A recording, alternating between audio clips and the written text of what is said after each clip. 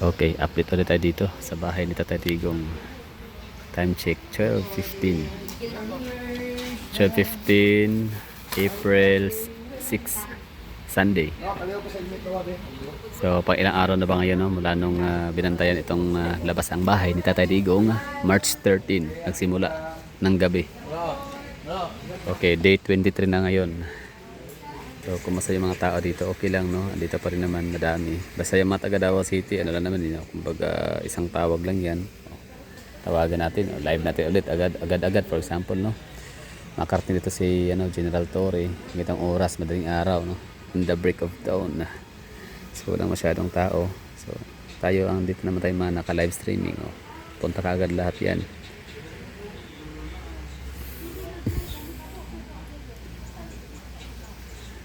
Kaya binabantayan ang bahay ni Tatay Digong para just in case ba na talaga kasi gagawa sila ng paraan. Narinig ko nga si Attorney Claire, yung ating spokesperson, no, ng Malacanang. Kilala niyo siguro si Claire Castro.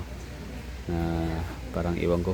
Wala, hindi ko siya pinapanood. Ako kung talagang pambabatrip lang talaga. Kung sa mga batrip sa isang araw panoorin mo mga interviews doon, sira araw niya talaga. So di ko na pinapanood siya, nakaka-high blood. So parang sinabi yung nung huli ko nakita sa kanya about na nga doon sa pagka-uwi, no, ni Tatay Digong mula sa ICC or kahit pa sabihin daw na kahit pa ihahatid ng ICC si Tatay Digong dito sa Pilipinas, hindi na daw natin tatanggapin ng hindi na daw tatanggapin ng Pilipinas ang regalo ng ICC.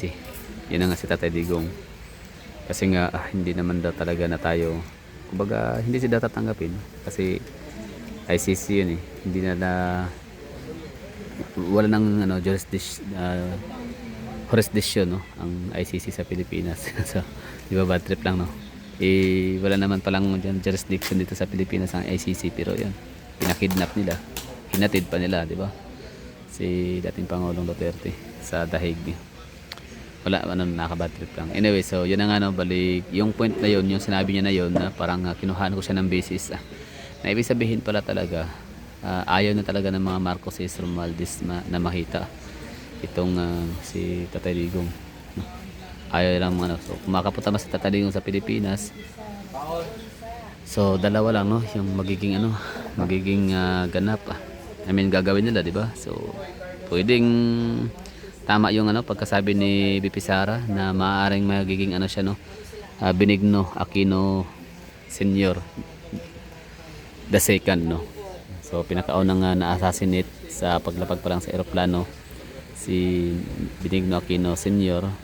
Si naman ang si Tatay Digong naman ang papangalawa. Yan, shout out. Sa gani imong page. So yun yun yung pagkasabi ni attorney ni speaker. Ni Claire Castro. So Claire Castro, sabi nga niya na hindi natatanggapin si Tatay Digong ng Pilipinas. So yun lang, no, parang sinabi niya lang doon na sila talaga yung doon pa lang malinaw. Hindi man siya klaro, hindi man siya direktahan na sinabi na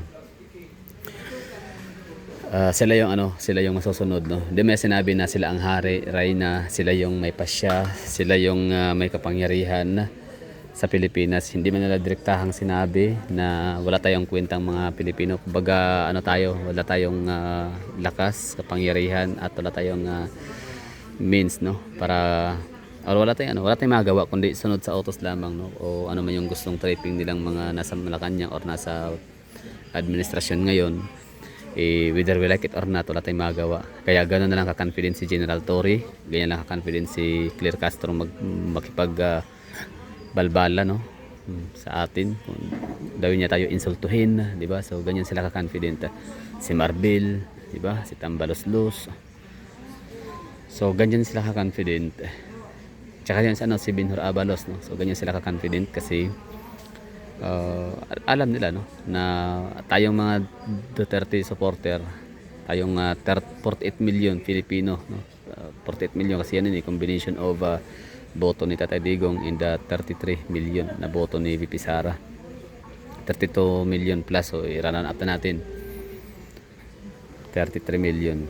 So tayo na ganun karami mga milyong Pilipino, yes marami na yun, no? Pero hindi sila kakabahan doon kasi nga alam nila na hanggang ano lang tayo internet, hanggang sigaw lang tayo sa kalsada, hanggang sa kandila, dasal lang, no? So siyempre di man sila naniniwala ng dasal kasi yung mga bangag nga yan eh.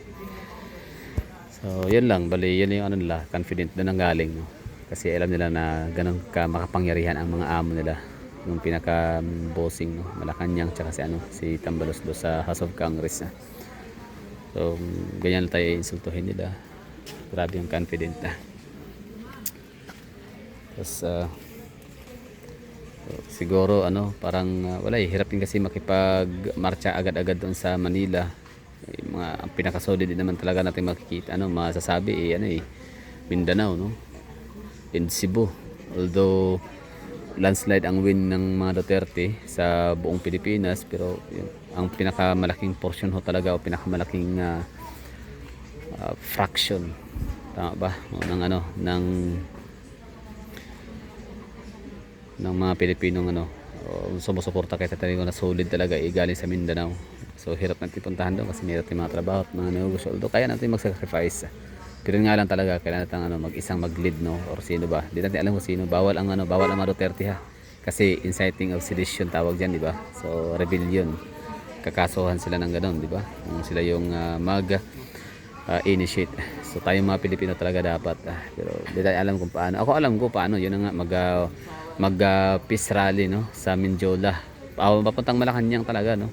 Palilibutan natin, no? Sabihin natin mga 8 million or sabihin mga kalahati, 4 million na KOJC, 9 million na ilan ba, 9 million ba ang INC, sabihin natin mga 4 million KOJC, 4 million din na INC, di ba? Tapos mga the rest, mga taga Davao na, no? Sasali na tayo do, kumbaga parang hindi bababa sa 10 million, no, na crowd ang aaligid sa Malacanang, di ba? So enough na siguro yun. O ilan ba ang mga kapulisan? So siyempre magkakagulo talaga yan, no? Magkakaroon talaga ng pwede kayo. So, di ba? Million tayo, tapos ilan lang ba yung mga kapulisan kasi yung kapulisan natin ngayon, wala, hindi naman talaga din sila andyan para magprotekta sa mga Pilipino. Like trabaho nila yun, no? Ano yung mandate? Walang magagawa ang mga kapulisan ngayon. Kumbaga ipit sila ng sala sa kumbaga init sa taas, init sa ibaba. So in between sila ngayon ng sandwich, although meron naman silang kakayahang salot ako doon sa mga nag-resign at naghanap ng ibang trabaho. Kasi siguro kung ako sa kanilang party, kung ako yung naging pulis ngayon, tapos wala rin naman akong utang, like wala akong loan, no? So siguro hahanap ako ng ibang trabaho. Pero hindi kasi ganoon kadali yun, eh. So siguro minsan, pero kung ako din naman sa kalagayan, gagawin ko yun, no? Tapos mag-vlogger na lang. Di ba? Pwede yun. Kaso nga lang pag police ka, hindi ka pwedeng magsabi ng masama tungkol sa iyong administrasyon kasi makakasuhan ka. Anyway, so sana ba tayo napunta sa usapan? Yan ang si Tatay Digong uwi ng Pilipinas. Kung in kaso man na mapapauwi talaga siya ng Pilipinas, no, bago mag-eleksyon, so siyempre gagawa sila ng paraan, di ba? Para talaga mawala. Sa dalawa lang yun, pwedeng i-assassinate nga Ninoy Aquino Sr. the Second, o di kaya ipapakulong talaga nila, no, para ma-disqualify. O ibig sabihin gagawa sila ng paraan para ma-disqualify sa kanyang pagtakbo sa kanyang mayoralty race, diba? So paano siya ma-disqualify? O ano ba yung kaso? Kasi yung ICC basuran yung kaso, diba? Kasi nakakauwi na nga siya. Ibig sabihin wala talaga siyang kasalanan, hindi siya guilty. So ngayon ang mangyari, yan, ito yung bahay, ito yung mga hearsay, haka-haka, mga speculation ng mga tao na dapat bantayan ang bahay ni Tatay Digong at kahit sino mga Duterte, kasi pwedeng puntahan nga at lagyan ng kahit anong mga pwedeng ikaso, di ba? Or magamit para sa kaso, ganun. Salamat sa pagbisita. Thank you pagdua. Okay lang. Ano ba, uwi natin sa doon, uwi na tayo. So ayan, uwi na sila. Yan lang natin dito, yung ating So time check tayo ulit, no? Alauna. I mean alas 12:27 midnight. So Sunday, April 6, 2025. So may mga nagbabantay pa din, no? Meron tayo dito ng mga lawyer, ang tawag dyan, mga volunteer. Tapos ito naman mga vlogger, dyan sa harap na yan. Mga vlogger, maraming vlogger dito, no? So yan ngayon isa sa pinaka ano natin, pinaka portal, no? Portal, di ba? Kasi syempre ano yan eh, sa mga hindi nakapunta dito, ibig sabihin mga malalayo, no? Mga taga ibang barangay or taga ibang lungsod, syudad, ibang probinsya, rehiyon, isla or ibang bansa na gustong maki-update or makakita ng ano, mga kaganapan dito. So at least man lang andito yung mga vlogger na nagsi-share ng updates nagbibigay ng mga updates, no? Via live and recording. Itong akin recording lang to, no? Pero updated siya kasi upload ka agad. Ito yung ano itsura dito. So update, so ulitin ko. Meron ano, may mga tao din naman na nagbabantay, madami.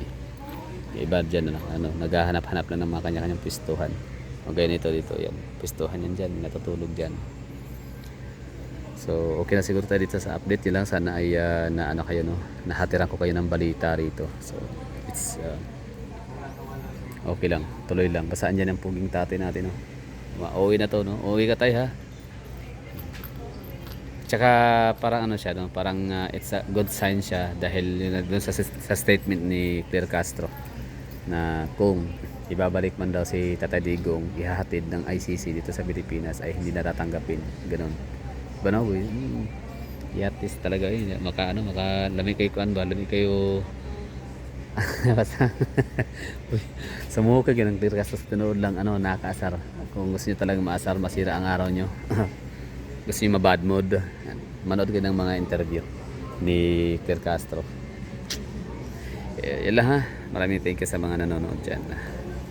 So ito yung pinaka latest update sa lugar, ha.